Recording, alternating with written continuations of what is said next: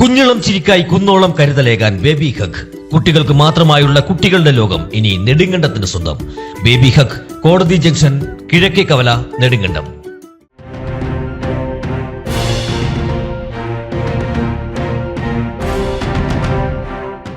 വയനാട്ടിലെ ദുരിതബാധിതർക്കായി യൂത്ത് കോൺഗ്രസ് നിർമ്മിച്ചു നൽകുന്ന 30 വീടുകളുടെ ധനശേഖരണാർത്ഥം ഇടുക്കി നിയോജക മണ്ഡലം സംഘടിപ്പിക്കുന്ന ന്യൂസ് പേപ്പർ ചലഞ്ചിന്റെ നിയോജക മണ്ഡലതല ഉദ്ഘാടനം തോപ്രാംകുടിയിൽ വെച്ച് നടന്നു.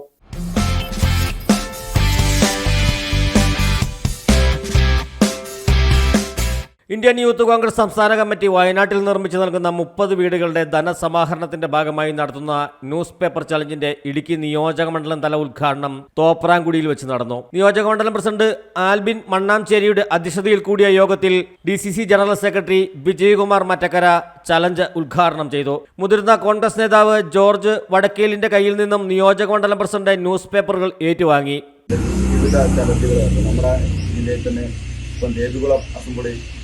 തേയില ചലഞ്ചായിരുന്നു, അതുപോലെ തന്നെ കുടുംബജോർ അസംബ്ലി ധോത്തി ചലഞ്ച് നടത്തുന്നു.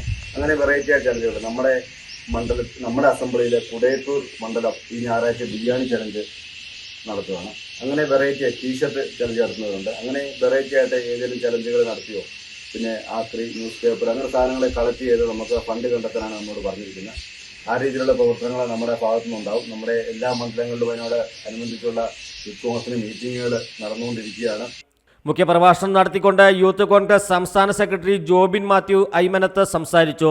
യോഗത്തിൽ കോൺഗ്രസ് മണ്ഡലം president Saju Karakkunnel, block vice president Vinod Joseph, youth Congress Vathikudy മണ്ഡലം പ്രസിഡന്റ് ജിതിൻ ജോയി, ഐപ്പ് അറുകാക്കൽ, ബിജു വടക്കേക്കര, അനിൽ ബാലകൃഷ്ണൻ തുടങ്ങിയവർ പ്രസംഗിച്ചു. സാബു പള്ളിത്താഴ, ജയേഷ് CS, അനൽമോൻ സെബാസ്റ്റ്യൻ, ആൽബിറ്റ് റെന്നി, റോബിൻസ് കറിയ, അമൽ ഷെബിൻ തുടങ്ങിയവർ പരിപാടികൾക്ക് നേതൃത്വം നൽകി.